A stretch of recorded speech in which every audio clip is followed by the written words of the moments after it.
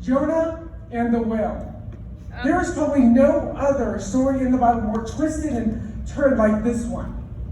There was a girl, she was out on the street corner and she was sharing her faith with a small crowd that gathered to listen to her. And as she was talking about what Christ had done for her, this man approached. He was an intellectual atheist. He thought he would embarrass her and make her look silly and foolish out there. And so he kind of waited and he let her go on. And then he interrupted her. "Excuse me, ma'am, I have a question for you." She said, "Yes, sir." "Do you believe that the Bible is true?" She said, "Yes, I believe I believe the Bible is true. I believe everything it says." "Oh, is that so? Then do you believe that all the miracles in the Bible are true?" Again, she says, "Yes, I believe the miracles. I believe all of them are true." He said, "Oh, is that so? Then you must believe in the story of Jonah and the whale, and the man was swallowed by a whale and lived to tell the story. Do you believe that?" She was like, She was like, "Well, yes, it's there in the Bible." And then he was like, "Oh, so how is it possible?" Everyone looks at her. She was like, "Oh, I don't know. When I get to heaven, I'll ask him. What if he ends up in hell?" Well, she turns to him, gives him a light smile. "In that case, you can ask him." Roasted. Toasted. So if y'all don't know what Jonah and the whale, like what the story is, let me introduce. So basically what happened, God told Jonah to go this way.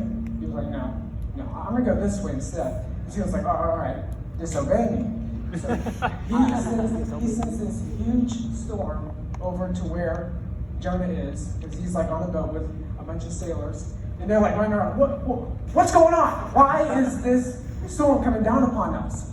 Meanwhile, Jonah was asleep below the deck. And so they were trying to ask each other and praying out to their gods in fear and stress, asking why this huge storm had come down on them, because it was a mystery. They didn't know where it came from. And then they were like, "Jonah, you did it." Jonah was like, yeah, I did it. This was my fault. I believe that if you throw me into the water, that it will stop. You're like, that sounds stupid, but they did it. And so they got him, and they threw him, they yeeted him.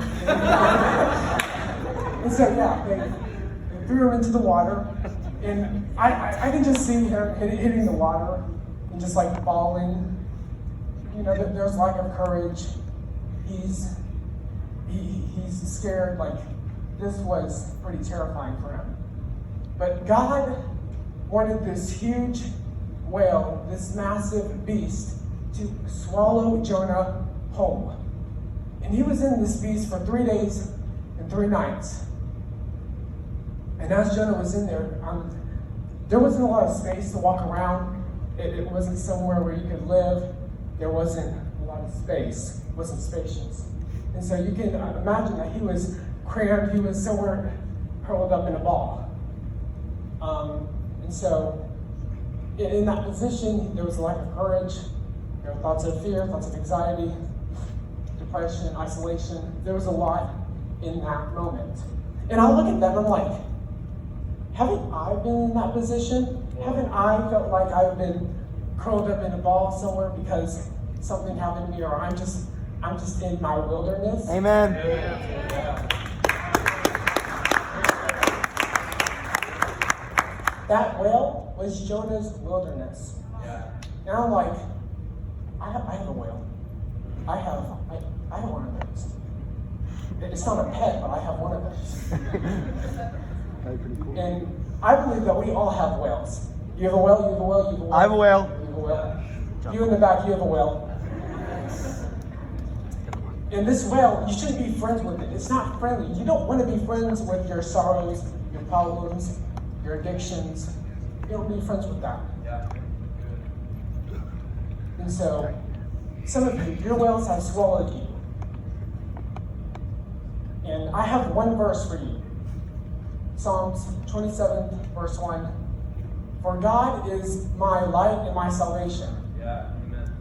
So why should I be afraid of that? Yeah. Let's go. Yeah. Yeah. He says that he is my fortress, my safe zone, protecting me from the danger, from that. So why should I tremble? That's a Why should I be afraid? Why should I be scared of that? I shouldn't be scared of that. Because we are conquerors. We conquer that. We conquer everything that is inside of that. Come on. Because God has got us, and we have got ourselves, and that has no chance against it.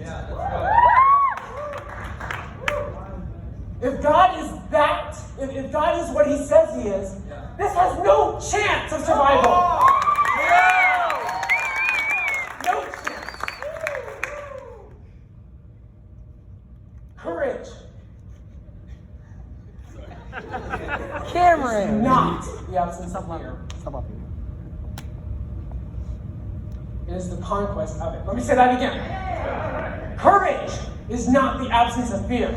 It is the conquest That's good. of it. Yeah. Yeah. Actually is good. Yeah. Thank you.